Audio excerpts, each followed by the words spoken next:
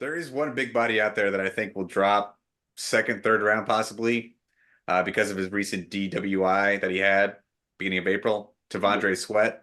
Good old D-Dub. Ooh, somebody with Sweat in his last name. That's been a good move for the NFL in the NFL. If you got a pass rusher with the name Sweat in as his last name, he Take him. usually take him. Take him. He's 6'4", 362. My goodness. Montez Sweat, fucking. There's there's another one. Keith The other Sweat. Oh shit. He's gonna go and find all two of the Sweats that are in the But when you see one, you got to draft him.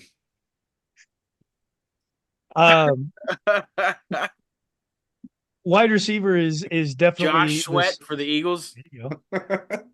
Two.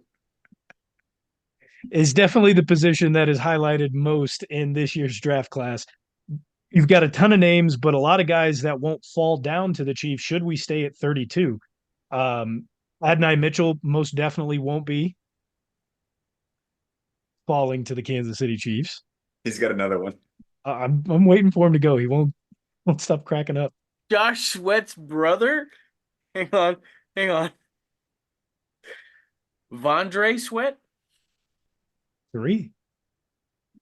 He's a tackle. Make sure you pick him up. All right. But there are players on this draft board that possibly could make it down to 32 if the Chiefs elect to wait that long. Xavier Worthy is one. You've got another guy in Ladd McConkey out of Georgia, Keon Coleman, and Ricky Pearsall out of Florida, the guy who made that fantastic catch that we were all glamoring about earlier this season, is another guy that could wait until 32, or maybe we could catch them in day 2. Although there seemed to be a lot of high grades on Ladd McConkey, whereas Keon Coleman is falling in stature due to a lot of people going back and looking at his routes run and how successful they were in college, and seeing that he doesn't necessarily carry the abilities to be able to route run at an effective rate, even in college. Yeah, that's probably who the Chiefs are going to draft. Someone who can't get separation. What's new? Um,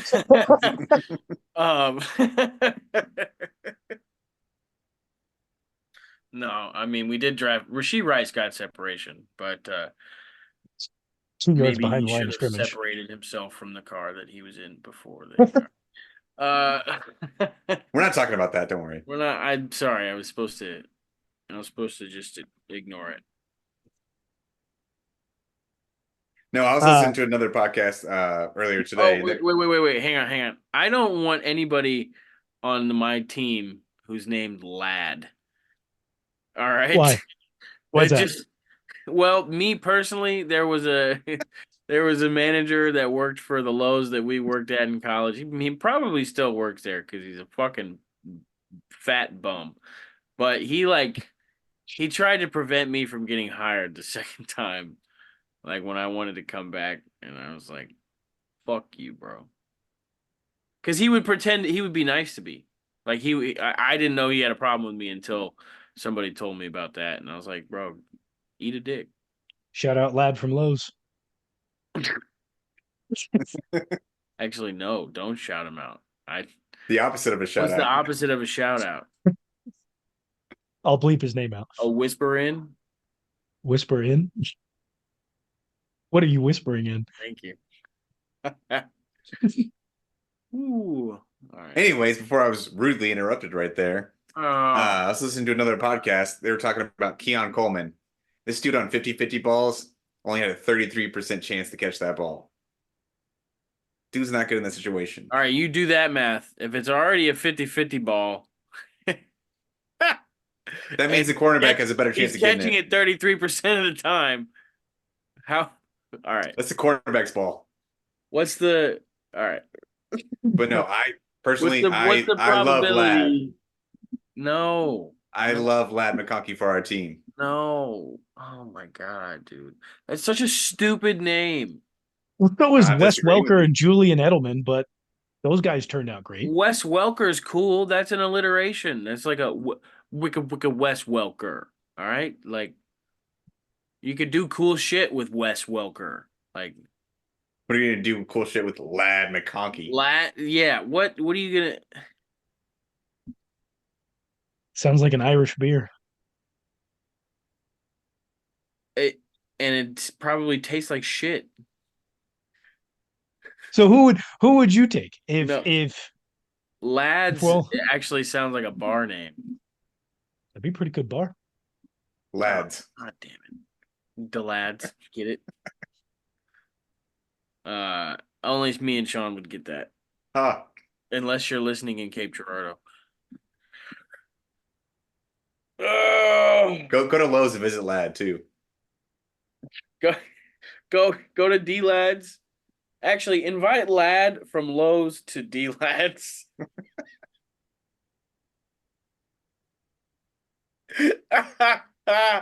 Oh, Jesus Christ. That's funny. If you went to school at SEMO, you would understand why that well, not and you worked at All Lowe's. 0 people of you listening who have been to SEMO Hey, or Cape Girardeau. No. we got one But listener, two it's even listeners at more least. it's even more niche than that. Like you would had to work at Lowe's. We got two. We got two. Don't worry. Oh fuck. So Sean, we're on the same page. No Keon Coleman. He seemed pretty good early in the season at FSU when making some highlight plays. But then after that, the guy has dropped off. He can't run routes, can't create separation, does not catch 50-50 balls. Whereas we got a guy in Lad McConkey who creates enough separation and can catch those balls. And then we've got Xavier Worthy, who is the fastest receiver, actually fastest player at this year's combine, running I believe a 4.21. That's fast, And man. out of Texas. There have been some questions as well. I should mention that Adonai Mitchell, a guy who I don't believe should fall down very far, but possibly could due to some health concerns. I'm not going to say what it is because I don't want to get it wrong. But with potential to that, That's a he, first. he could be falling. He very well could be. We'll see how that plays out Thursday night. He may make it to round two. But Tybot there's one. didn't just spurt something out that he didn't know verified was true. That's amazing, dude. You're working on your problems. I'm trying. Progress. I wish you were too. So we're not gonna this upcoming season. We're not gonna do a fine system. We're gonna be better people. We'll do a fine system. We're gonna Work do on a just better work on myself. podcast. I don't know if I got my payout from that. Oh wait, yeah, he needs it. We never did the results on We'll finish this episode record. with the results on the record, and Right. hopefully a payout. Get back on track here. There is a guy that's going to be going probably round two. Guy you didn't mention in that receiver group, Xavier Legette out of South Carolina. This yes. dude is going to be good. He looks like a combo of DK and Debo right now. Highly slept on. Who maybe if we're saying that he looks like DK and Debo, don't forget that Chiefs general manager Brett Veach came out and said that DK was a guy that he should have done more research on, that they definitely shouldn't have passed on him. He said that was a big miss on him and his team, and they won't make that mistake again. Honestly, if that's he the falls that comparisons far. he's getting right now, I would love that type of receiver over any of the other guys that you guys are talking about right now. We've had the speed. We've had Tyreek Hill. We had McCole Hardman. We've had lots of guys with speed on our team. All right. But at least actually since before Patrick Mahomes, since really with Alex Smith, post Dwayne Bowe, we've really been craving a big body receiver who's going to snatch balls out of DB's hands. Like he's really going to make a difference possession wise. out there as a receiver. That was supposed to be receiver Your turn tight end Kelvin your Benjamin. default, without any question, number one receiver, right? It's been a while, and not just that, but a big bodied receivers, possession style who can go up and get those 50-50 balls and come down with them more than 33% of the time. Keon Any of the Coleman. guys that we thought were going to be that way are like were injury prone. Yeah, I that's definitely a player with the archetype that we've been missing in Kansas City for a while, and I think that type of receiver would be best suited with Patrick Mahomes, especially when we're looking at some of the trouble that Patrick's gotten into the past few seasons with defensive linemen in his face, having to throw it to untrustworthy players or just throw it away, and guys just not having the hands to be able to catch it. Or have to force something to Travis Kelce. Yeah. And so I'd like to have another young possession type receiver who can just go up and snatch it out of thin air. But this guy's going second round. Projected second round right now. Hey, who knows? We could make moves in day two. Realistically, what I think will happen with the Kansas City Chiefs is the left tackles are not available, receivers have gone on a run, and the defensive end or defensive lineman with value at 32 may not be there. And we could see teams who are needing to trade back up into the first round to get their quarterback out of Michael Penix Jr., maybe a Bo Nix type of quarterback, would be asking the Chiefs, "Hey, let's move up. Let's grab that pick from you, and here's some day two, day three draft capital to help stifle some of that." And the Chiefs are able early in round two to take a wide receiver, maybe the left tackle or defensive end that they see as valuable in those positions. I think that's probably the most likely scenario, is that we're drafting back and we will not take a pick at 32 or in the first round. I got a good Chiefs question for this draft, guys. We've had a lot of success. Success? There's no T at the end of that word. But we've had a lot of success at the end of the draft. Late round draft picks. Picking a DB. Do you think the Chiefs pick a DB at all in this draft? One or two. We got what, 5, 6 picks, right? We do have 6 picks. I wouldn't say there's a lot of other take holes. But you think this is the year we kind of lose that tradition and there's a lot of other holes? I don't think so, because your DBs are, especially your late round DBs, are often the guys who make up the special teams. So I would say that that's not something that we'll miss out on. I think we'll definitely take one, probably day three, probably around 6 or round 7, just to fill up the roster spots that are needed. But that will definitely come after, obviously our main values, defensive line, receiver, left tackle, but coming in at tight end, linebacker, interior offensive line. I think we'll probably take one each of those before we get to a DB pick, unless there's just some astronomical level of value or talent that has miraculously fallen to us. Do you think that changes a little bit with the new kickoff rules, having different players out there for the kickoff besides DBs? That's a really good question. I didn't even think about that. Oh yeah, with what the are new the new rules. kickoff rules? I don't know. Clear on. Bo, did you ever watch the XFL? The new stuff, not the old stuff. Yeah. So the new rules are kickoff team stays basically where they are kicking off from. But you're only 10 yards apart. I'm saying you kick from your normal spot at the 25 or 35, whatever it was.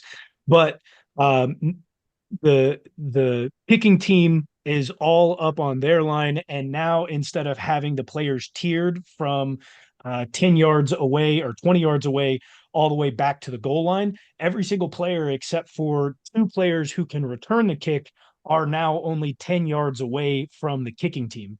Once the ball is kicked, the kicking team cannot move until, or neither team can move until the ball has been received. From there, it's just a mosh pit and they can go and block each other. They're only 10 yards away from each other, so no running starts. Now, if the ball goes out of the end zone and resulting in a touchback, 10-yard running start. I don't know, like, but you can't get your 30 or 40-yard running start with the players in the back who would use to create that wedge. So there's no massive impacts going on there. If the ball goes out for a touchback, the offense gets to start at the 35-yard line instead of the 25-yard line. If it bounces in and goes to the end zone, it's like the 25-yard line. Yeah. If it bounces in and is downed, then it goes to the 25-yard line. If it goes out of the end zone, then it's the 35-yard line. And I think that if it goes out of bounds, resulting in the penalty, I think they moved it up. So instead of getting it at the 45, you get it at like the 50 or the opponent's 45-yard line, if I remember that correctly. Damn. So big changes. We could be seeing a lot more returns, making this more exciting. But I think that's a really valid point, Sean, that you brought up. Is does that change the way that we see picking players for these special team units? You're still going to have to cover punts. Punts have not changed. You're still going to have your PATs and your block PATs, so that's not going to change. But that could change a little bit. Maybe you want a little bit beefier guys. I really don't know how that's going to impact that specific player type that they want up there, at least for the kicking team. For the receiving team, you're probably going to want more beefier guys like defensive ends and maybe linebackers. Maybe you could even take some of your more agile offensive linemen, maybe your backups, who would sit up there and be able to block a little bit better. I think that's the whole entire kickoff thing right there is the reason we went out and got a Louis Reese Lighting. I think he'd be a big help in the return game. That's a good name for him, bro. Reese Lightning. Reese Lightning. All right. I think I don't know if Travis throw the ball backwards. He saw Travis throw the ball backwards last year to Kadarius Toney. He's been doing it for the past few years. He's trying to implement that rugby pitch in, and who better to do it than a rugby player? Hey. Well, now that you can have two players receiving the ball from that kickoff, so you could do more rugby style tosses should the opportunity ever present itself. I don't think that's a bad move whatsoever. And who knows with this guy? Is he going to make the 53-man roster? It's possible. Who knows? He's definitely got some intangibles. He's faster than Tyreek. At least that's what we've seen on the field. He runs a full mile per hour faster. He's got the abilities to catch without pads. But the way that the way that these guys wear pads these days with how small they are, is that really affecting any in-game mobility or speed these days? A little bit. You're definitely faster without pads. I'm not going to say you're not faster, but I wonder if it's really that big of a difference with how tiny these pads are these days. I mean, guys don't wear thigh or knee pads or hip pads most of the time. You're running out there in game shorts and tiny shoulder pads that aren't much bigger than the shoulders you have on. Okay.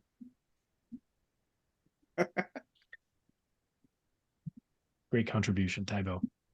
I already put in my contribution for that segment, for that topic. For the show. It's checked out. Listen, I'm excited for the draft. We have a lot of needs. I'm expecting the Chiefs to trade back, grab some draft capital, and be able to move forward and fill those needs. We've got very few guys that are going to be under contract after 2024. So while there's a lot of talk about the Chiefs moving up and being able to grab some of these talented players, I think the draft capital is going to be used more wisely with the positions that need to be filled. I've stopped wisely. giving my opinion on the draft stuff with Veach now. He knows what he's doing. I have no You idea. just want to watch the magic. Watch Just the man work. let it unfold in front of me, man. Get somebody good, Veach. You got it, bud. Go ahead. Do something. All right. In Well, in Veach we trust. In Spags we trust. in Reed we trust. That Doesn't work. That doesn't work. Nobody had said that. I'm saying it now. We're just saying We already knew that though, so we know that Andy Reid is one of the greatest coaches to ever coach football. Yeah, and with the new contract reaching out until 2029, he has the ability to become the most winning coach in the NFL history, passing Don Shula. If I remember correctly, he only needs 12 wins Dude, each he's year only this of his good remaining because of Patrick contract. Mahomes. I mean, like, can you really count him as one of the greatest because he's had Patrick Mahomes? I'm sorry. Can we go back a second? How many wins did you say he was behind Don Shula? I think he needs 12 wins per season for the remaining lifetime of his contract. I got cut off by Tybo. He's good at that. 12 wins Am I? remaining contract Am I that? to put him at 330. Don Shula's at 328, which would make him the winningest coach in NFL history. That does not include postseason. Postseason, I believe Don Shula is at like 345 or so. And that obviously increases Andy Reid's number from where he's at as well. But regular season, 12 wins, I believe it is per year through 2029. Easily attainable. A wise man once told me, fuck off